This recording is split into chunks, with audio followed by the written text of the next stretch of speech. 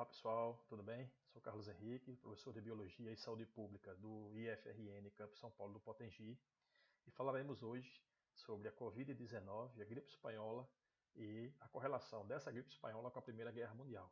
Então esse é o nosso primeiro episódio, nosso primeiro vídeo de uma série que irão ser produzidos a partir da interação da biologia com outras disciplinas.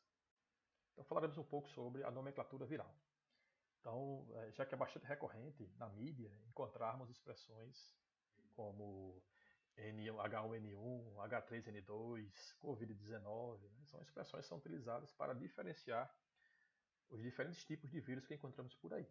Então, uma das formas de dar nomes aos vírus é justamente identificando duas proteínas. As hemaglutininas, que tem 16 tipos, e as neuraminidase, que tem 9 tipos. Então, H1 até H16 e N1 até N9. Então, ao contrário do que muita gente pensa, acha, né, essa proximidade de números não quer dizer uma proximidade evolutiva. O H2N1 não é propriamente próximo evolutivamente do H1N1. Tá? Essa diferença se dá por ordem de descoberta.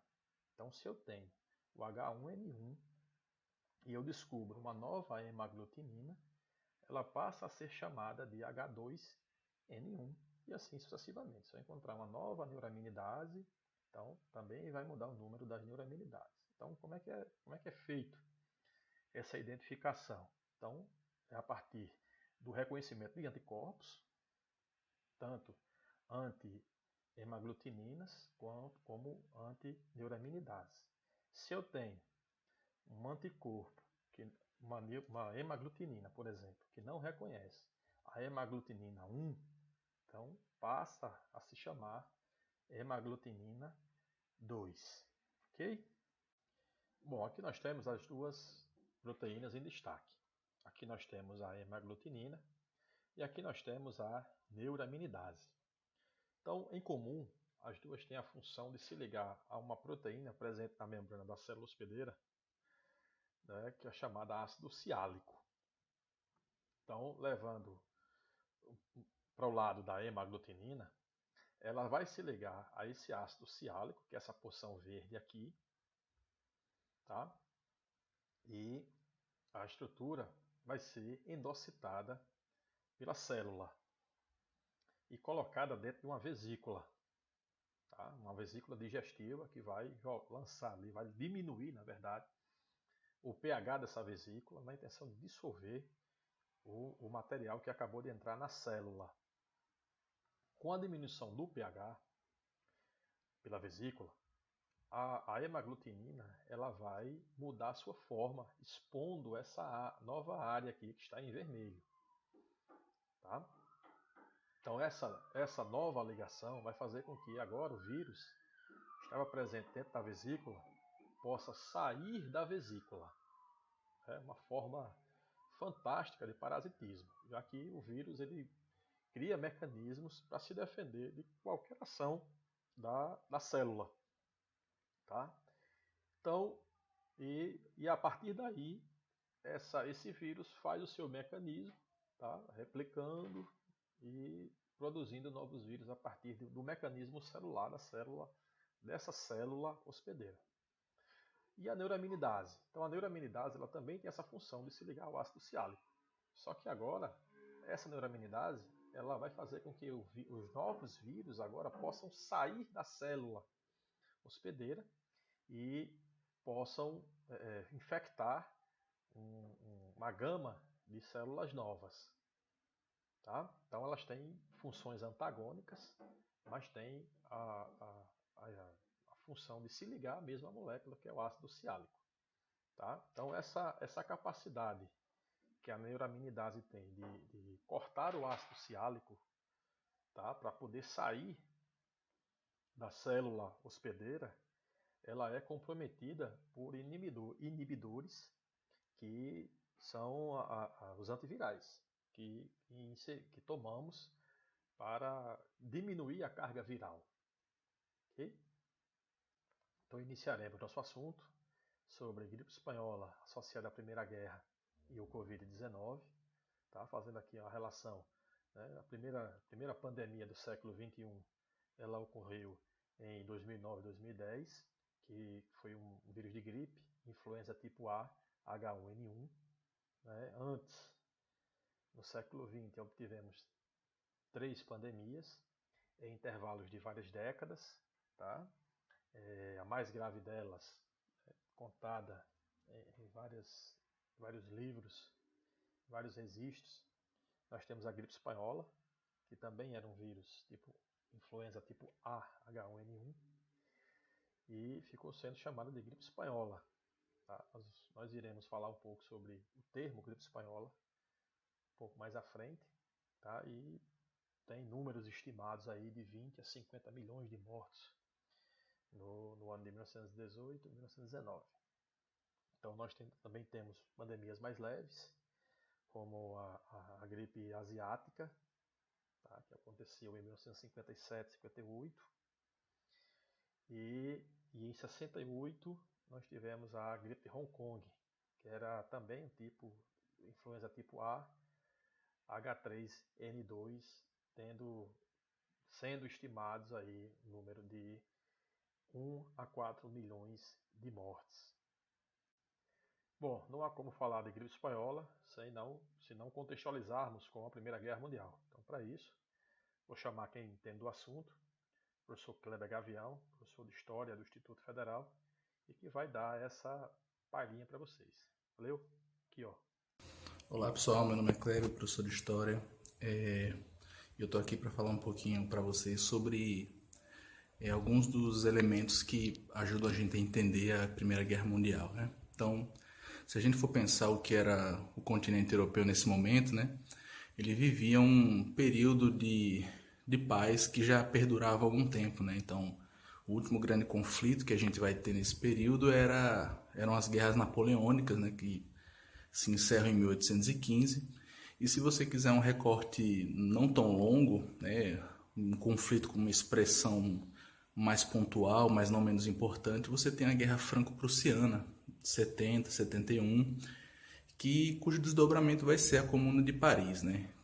Apesar disso, você tinha, pelo menos aí por baixo, quase meio século de paz, né, no continente, né? Então, era um período que, além da relativa paz, né, você tinha também um momento muito propício para o desenvolvimento científico, para o desenvolvimento das artes, da cultura, da ciência e por aí vai, né? Uma série de teorias no campo da física, da biologia, da química. Você tem todas as discussões relacionadas à teoria de Darwin, né, que já se desdobrava. Você tem o surgimento da psicanálise, você tem uma série de invenções tecnológicas, exposições científicas, feiras e por aí vai, né? Então, entretanto, né, apesar da situação da Europa, né, deixar entender que a ideia de progresso, né, de progresso científico, progresso humano ou progresso da humanidade fosse um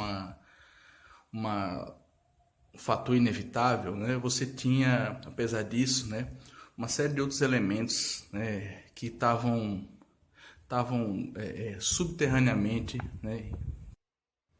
Então, apesar desses fatores deixarem a impressão de que havia uma grande marcha da civilização em curso, que não podia ser parada, né?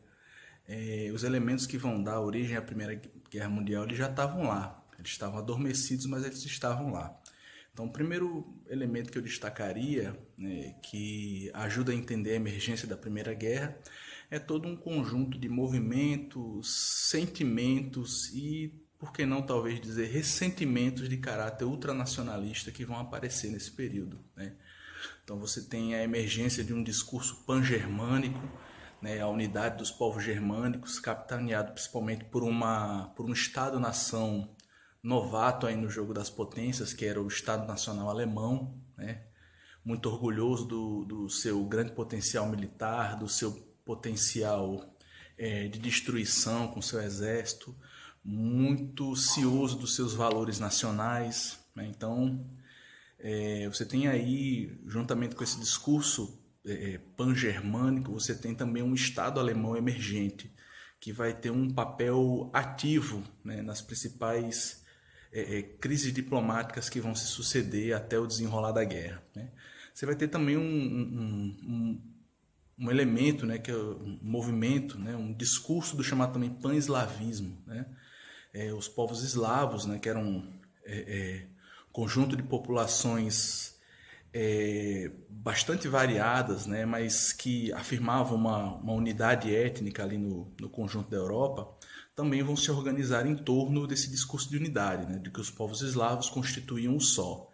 Principalmente, esse discurso vai ser alimentado por uma velha potência, né, que é o Império Russo, né, que vai ter um papel decisivo na alimentação constante dessas tensões dos povos eslavos que estavam espalhados dentro de vários estados europeus, né? Então, você vai ter mais um elemento que é esse discurso pan-eslavista, né? E você vai ter também o que a gente pode chamar do chamado discurso revanchista francês, né? Os franceses, né, que se sentiram extremamente prejudicados com as condições do final da Guerra Franco-Prussiana, alimentavam ainda um sentimento muito forte de revanche contra o Estado alemão. Além disso, além desse sentimento, né, desses sentimentos ultranacionalistas, né, você vai ter todo um conjunto de disputas, né, do contexto do colonialismo pelos territórios da África e da Ásia. Então, todas essas potências que vão estar futuramente envolvidas na Primeira Guerra Mundial, elas tinham domínios coloniais espalhados aí pelo mundo africano e asiático. E a partir de um determinado momento, principalmente alimentado por esse discurso nacionalista emergente de parte dessas nações, principalmente do Estado alemão, você vai ter um conjunto de disputas por esses territórios coloniais. Então, em um determinado momento, né, aquele processo do colonialismo que a gente mais ou menos tem uma ideia de como é que se deu a partir de um loteamento, né, basicamente um loteamento, né, uma divisão do território africano, né, aquilo que parecia já um acordo muito estável entre os países vai se tornar instável, né? Então, vai acontecer também um conjunto de disputas por esses territórios coloniais, de sabotagens diplomáticas, de alimentação de conflitos locais, né, e por aí vai. Então, as disputas pelo território colonial vão ser também um forte ingrediente para a emergência da Primeira Guerra. Elas vão potencializar o clima de hostilidade entre vários desses países que vão estar envolvidos na guerra. E por fim, a gente pode falar, hoje talvez a cobertura desse bolo todo, né, é um discurso, né, não só um discurso, ele vai ser convertido em prática, que é um discurso de caráter militarista que vai surgir, né? A partir do final do século XIX, início do século XX, com toda uma gama de desenvolvimento técnico, científico, né, a produção das tecnologias de morte, né, como armas, metralhadoras, pistolas, granadas, tanques, né, morteiros de longo alcance, por aí vai, elas vão se potencializar, né? Então, todos aqueles benefícios da Revolução Industrial que foram revertidos para as mais diferentes áreas da produção, né, também estavam sendo revertidos para a guerra, né? E junto com essa ampla produção de armamento, essa corrida armamentista, né, havia um discurso, né, junto a essa corrida armamentista, de que só uma guerra, né, era capaz de separar os fracos dos fortes, né? Então, a partir de uma péssima interpretação da teoria darwinista, né, a guerra passa a ser vista como um elemento que determinava a sobrevivência dos estados. Então, só a guerra resolveria conflitos, né, que a diplomacia não era capaz de resolver. Então, junto a esse sentimento ultranacionalista, né, vai se alimentar um discurso militarista dentro dos países, né? Então, a ideia do orgulho ao servir ao exército, de lutar em uma batalha, de morrer no campo de batalhas, vão ser sentimentos que vão ser muito comuns no decorrer da Primeira Guerra, né? Então, há vários relatos, se a gente for procurar as fontes por aí pela internet, não é difícil de achar, relatos de diários de soldados que se alistavam para a Primeira Guerra Mundial extremamente orgulhosos do seu papel, de que a guerra os transformaria em homens e por aí vai. E aí, quando chegavam na guerra, eles começavam a narrar um quadro completamente diferente, né? Então, esse discurso do militarismo também vai ser extremamente potencializado, né, como um dos fatores para a emergência da Primeira Guerra Mundial. Então, se a gente quisesse resumir, eu resumiria os fatores que ajudam a gente a compreender a Primeira Guerra, como a emergência de ressentimentos de caráter ultranacionalista, as disputas coloniais dentro do território europeu, e principalmente, e por fim, né, não principalmente, mas por fim, a emergência de um discurso militarista, belicista, né, que vai alimentar essa sanha, essa vontade de fazer guerra dentro do continente europeu. Bom, então trazendo para o nosso contexto, já que falaremos também de Brasil, vamos trazer o contexto da Primeira Guerra para o Brasil e tentar associá-la com a gripe espanhola também nesse contexto histórico. Para isso, vou também chamar uma outra pessoa que também conhece muito bem do assunto, que é o professor Júlio César, também professor de História lá do Instituto Federal. Ok? Olá, Júlio! Olá pessoal, eu me chamo Júlio César, sou professor de História do IFRN Campus São Paulo do Potengi e vou falar para vocês um pouquinho sobre a atuação do Brasil na Primeira Guerra Mundial e as consequências da guerra para o Brasil, além dos impactos da gripe espanhola por aqui, né? Primeira coisa que a gente tem que entender é que o Brasil se mantém neutro na guerra, na Primeira Guerra Mundial, até o ano de 1917. A Primeira Guerra ela vai de 1914 até 1918, então o Brasil só entra no conflito, só abandona essa posição de neutralidade em 1917. Ou seja, no penúltimo ano da guerra. E por que isso se dá? Isso se dá porque ao longo do ano de 1917, o Brasil teve navios que foram atacados por submarinos alemães. Então isso faz com que haja uma pressão popular para que o Brasil desse uma resposta ao Império Alemão, e o presidente Venceslau Braz vai acabar assinando uma declaração de guerra que vai ser confirmada pelo Congresso Nacional, e o Brasil, em outubro de 1917, declara guerra à Alemanha. Outra razão que pode ser apontada para essa entrada do Brasil no conflito é o próprio alinhamento diplomático do Brasil com os Estados Unidos, algo que vinha acontecendo desde o final do século XIX, quando foi proclamada a República. O Brasil passou a se afastar um pouco mais de Londres, da capital inglesa, que era nosso referencial diplomático, e passa a ter uma proximidade maior com os Estados Unidos da América. Quais são as primeiras ações do Brasil no conflito, então? Primeiramente, o Brasil vai tomar medidas que não estão no campo bélico, né?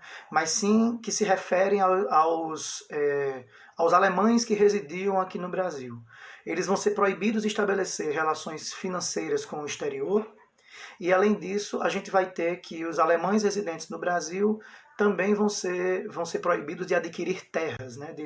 As terras não poderão mais ser concedidas a alemães aqui no Brasil. Okay? Já no campo do conflito, das ações bélicas propriamente ditas, né, a gente vai ter que o Brasil vai enviar uma missão de médicos para a Europa, né, e aviadores que vão inclusive atuar no front, no campo de batalha mesmo, né. E além disso, o Brasil vai enviar 7 navios de combate para a Europa, né. Esses navios eles deveriam ir para o Estreito de Gibraltar, que é o estreito que divide, né, ele fica ele divide a Europa da África, e ele divide também o Mar Mediterrâneo, né, ele fica no que seria o limite ali entre o Mar Mediterrâneo e o Oceano Atlântico, né. Porém, esse navio brasileiro, desculpem, essa divisão brasileira, de ser composta por 7 navios, ela vai sair daqui em maio de 1918, né, e só vai chegar na Europa, no seu destino, em novembro. Né? Lembrando que a guerra terminou no dia 11 de novembro. Então essa nossa divisão de navios não vai chegar em tempo hábil de participar dos conflitos. E por que há esse atraso todo na chegada da nossa divisão na Europa? Porque os nossos navios, né, os nossos marinheiros foram acometidos pela gripe espanhola ainda no litoral africano, e acabou que esses navios ficaram retidos, né, na costa africana em função da gripe espanhola, que chegou a vitimar 200 marinheiros brasileiros. Então, nós tivemos mortos, né, na Primeira Guerra Mundial, mas esses mortos não têm, essas mortes não têm relação direta com os conflitos em si, e sim com outro inimigo invisível, que é o vírus influenza A da gripe espanhola. Né?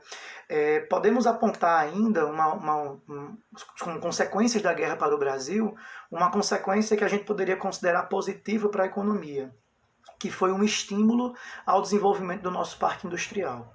Como a gente tem uma retração econômica na Europa, os países industrializados europeus não estão produzindo, né, a contento, né, em função do esforço de guerra, né? Países, inclusive, que exportavam para o Brasil, a gente vai ter um estímulo aqui ao desenvolvimento industrial, principalmente considerando a indústria de bens de consumo não duráveis, né? A indústria alimentícia e a indústria têxtil. Outra consequência da Primeira Guerra Mundial para o Brasil é a chegada da gripe espanhola aqui. Esse vírus que tem seus primeiros registros nos Estados Unidos e que se espalha no ano de 1918 pela Europa em função da própria circulação de tropas pelo continente, né, ele vai chegar ao Brasil a bordo de um navio europeu chamado Demerara, que passa por Lisboa, Recife, Salvador e Rio de Janeiro, a capital da República. Então, sem que a tripulação soubesse, né, o navio trazia ali pessoas infectadas que vão acabar contaminando outras pessoas nessas cidades portuárias. Né? E a partir dessas cidades, onde a pandemia tem início no Brasil, o vírus se espalha por todo o território nacional, chegando também a uma outra grande cidade brasileira desse período, que era a cidade de São Paulo. Né? Então, o cenário que a gente vai ter nessas cidades é um cenário de horror e um cenário catastrófico. Né? Sobretudo no pico da pandemia no Brasil, que foi entre os meses de setembro e novembro de 1918, a gente tem um cenário de pessoas contaminadas sem atendimento, principalmente pessoas das camadas populares, né, pessoas pobres, já que não havia hospitais públicos no Brasil no período. Né? A gente tem mortos jogados nas ruas, né? Falta de médicos e de medicamentos para tratar essas pessoas adequadamente, para tratar os doentes adequadamente. Falta também de coveiros para enterrar, né, os mortos. Então é um cenário de horror que se espalha pelas cidades, que faz com que a incredulidade inicial das autoridades em relação à pandemia seja contestada diretamente pelos fatos. Né? Então isso vai fazer com que as autoridades tomem medidas, né? tomem medidas de como fechamento de fábricas, fechamento de igrejas, de jardins, teatros, cinemas, né?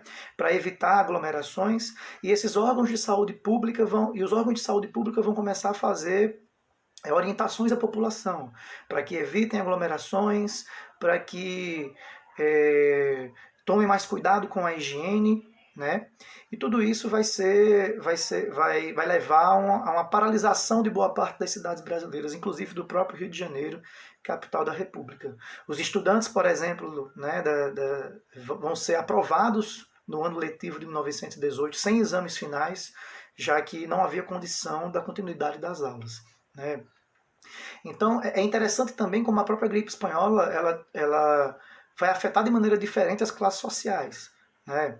A população pobre, que, como eu já disse anteriormente, que não tem acesso a atendimento, vai ser muito mais afetada.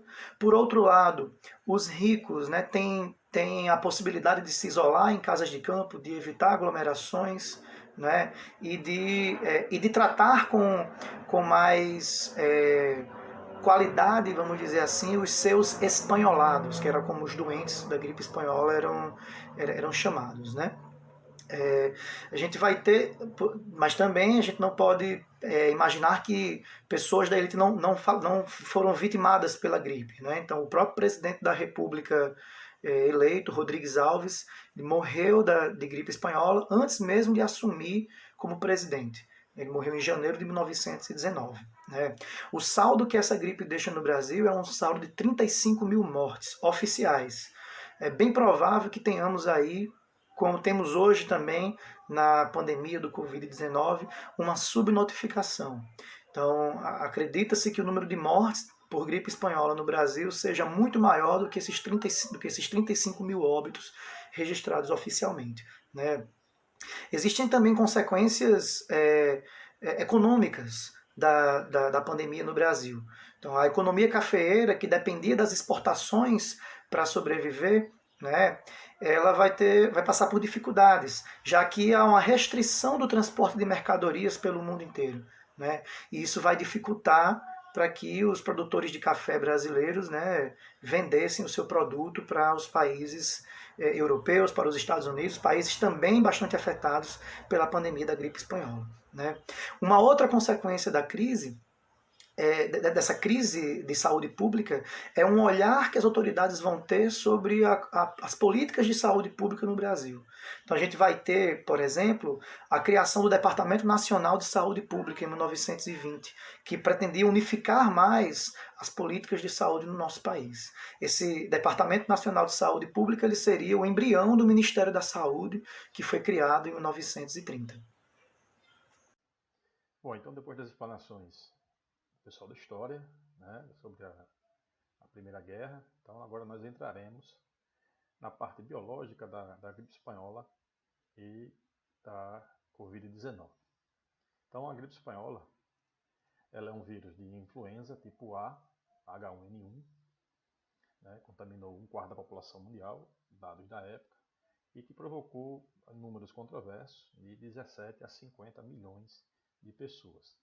Como já foi dito também na aula passada, no slide passado, ela não surgiu na Espanha, tá?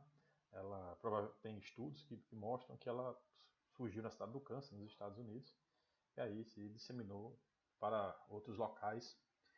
Também tem outros estudos que afirmam que ela veio de outras localidades, mas enfim, são várias teorias, na verdade. Tá? Inclusive, se você for para Polônia, você vai ver que lá não recebe o nome de gripe espanhola, é gripe bolchevique.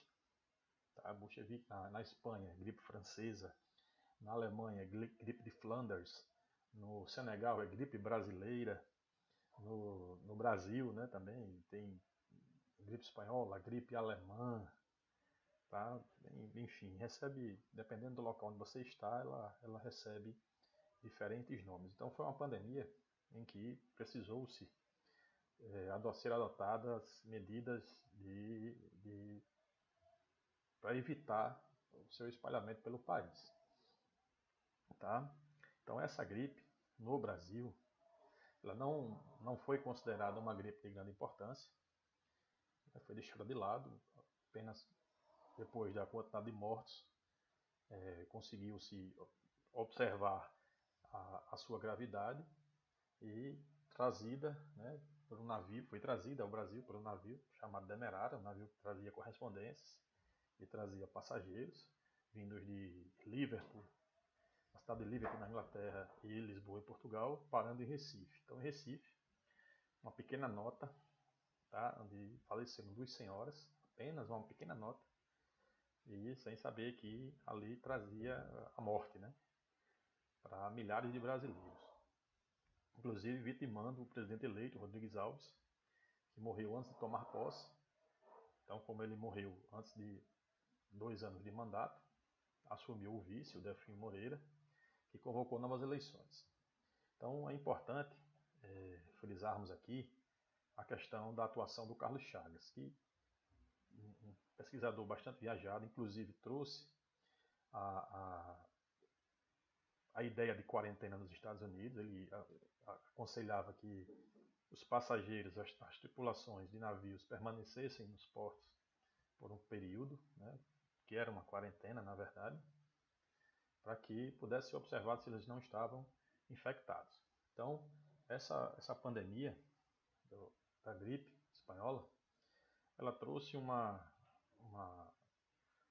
coisa boa, né, que às vezes não vemos no meio de tantas mortes, tantas desgraças. Ela trouxe uma coisa boa, que foi o pensamento na época, o pensamento político de implementação do sistema de saúde amplo e gratuito. Por quê?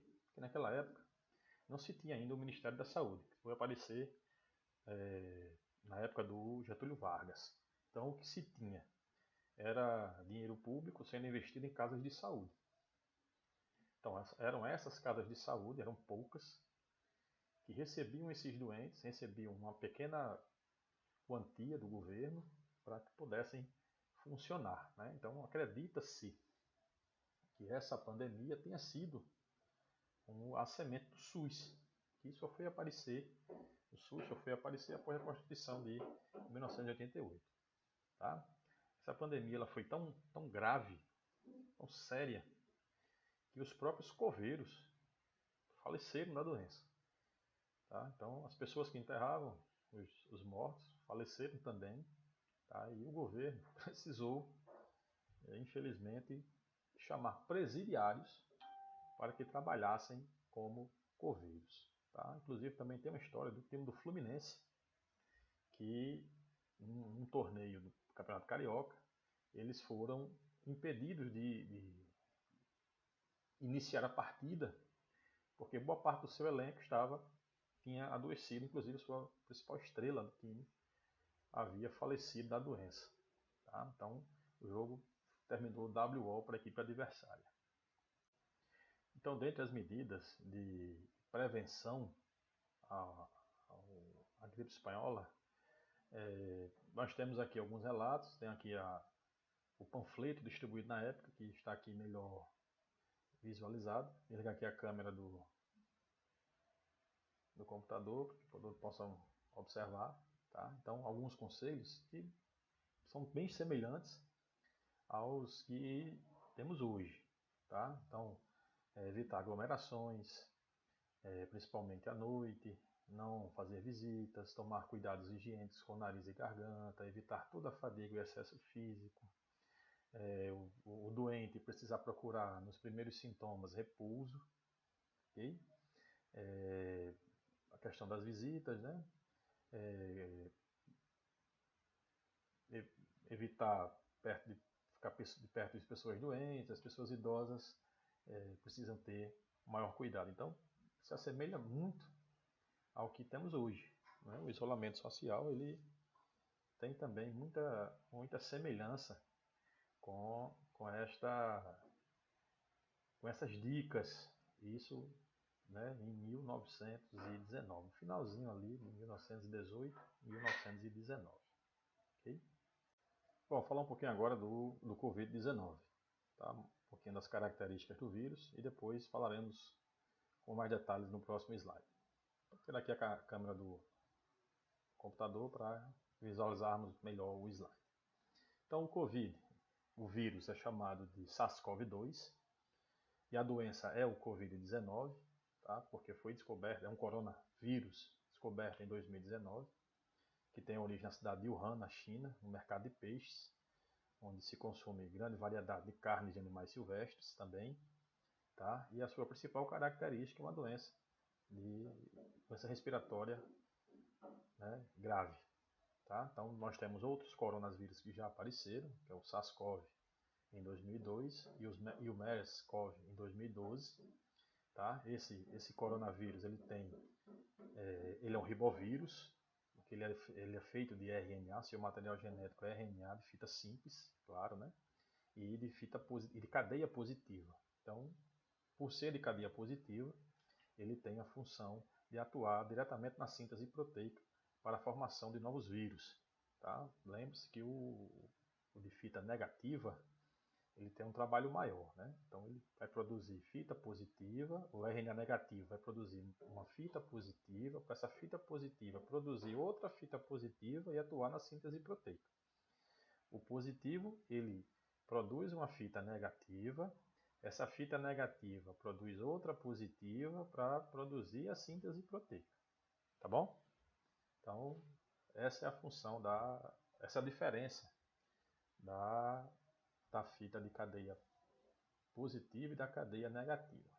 Tá? Então, essa montagem, essas proteínas virais novas feitas pela célula hospedeira, lembre-se que a célula invadida ela é específica. O vírus ele tem uma especificidade, para cada célula que ele vai invadir.